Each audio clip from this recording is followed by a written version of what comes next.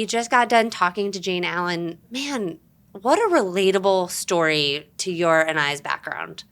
I thought it was uniquely interesting about Jane that they have the exact opposite of our family, right? So they had 3 boys in 3 years. We had 3 girls in 3 years, and then a bonus baby 5 years later. So I loved that we had that in common. And I thought it was a really interesting conversation about the ebb and flow of motherhood and how it intersects with business. That there will be times where you, as an entrepreneur, should put all the chips on the table, right? We use that terminology where you put it all out there, and you have to, when you are making those calculated risks, you have to fight. You have no other choice. And sometimes your customers, in her case, her clients, like they have to come first. But if you're being honest as a mother, you do feel like part of your soul dies a little bit. And that's just the yin and yang. I wish we could normalize that we aren't always going to be there perfectly for our children, and we aren't going to always be there perfectly for our customers and our clients or for the people that are on our team. And all we can do is do the best with what we have in that moment. And that best is going to look super different, right, than when you're in the toddler years or the newborn years versus I have kids at a work schedule and a school schedule, but darn it if schools don't hate parents and the schedule changes every day.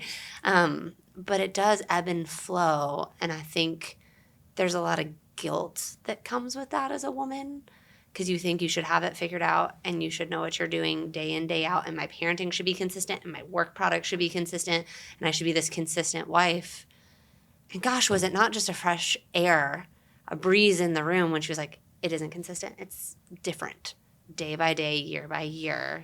And I just wish we had more community around that truth. We would all feel a lot less isolated.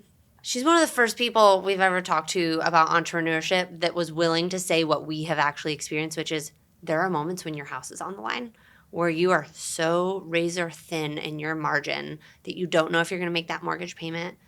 And I think for you and I, Spence, it's been really interesting. We always had the same conversation that she did with Greg, right? Which was, what is the worst case scenario? What happens if this all falls apart? Because it's really easy on this side of things to look back and feel like you were clairvoyant, right? Like you knew how it was going to turn out. And of course you made that decision because you could see a decade into the future and it was all going to be working out. But when you were gone all the time on trucks and we didn't see you basically from November through December, and we've got toddlers at home and I'm trying to do my part and you're doing your part, I didn't know it was going to turn out all the time. And I was scared. And I would pepper you with questions, be like, how are we going to make this work? And how are you going to make that work? And you would be answering these questions well past midnight or on the phone while you're finishing your route. And so always questioning that, what is the worst case scenario, and becoming comfortable with what that could look like, I think is uniquely what it feels like in an entrepreneurial marriage. I thought it was really interesting when she talked about going into business with your best friend as opposed to maybe a spouse or someone that's your opposite. We tend to want to be with people that are just like us. But the problem is the people like us have the same giftings as us.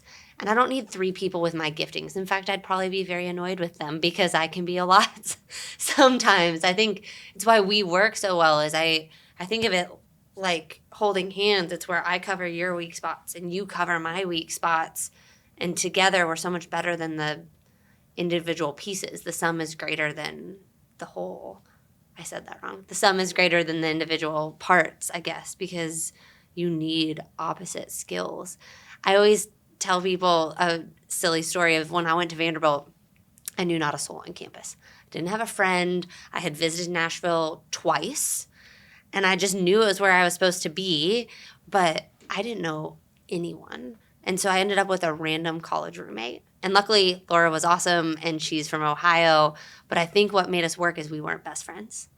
She would go her way and have her friend group, and I would go my way and have my friend group. And when we would come back, we would talk about our day, and I would be super interested in her life and her in mine, but we never stepped on each other's toes.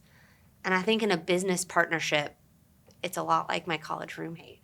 It's like we get to do some things together, but really we're dividing and conquering and using our skill sets and being in the places where we're called to be, and then we're coming back and mind melding to be even better for the next day. And that's certainly how it was for the first decade and a half of our business, and I see a lot of truth in that still.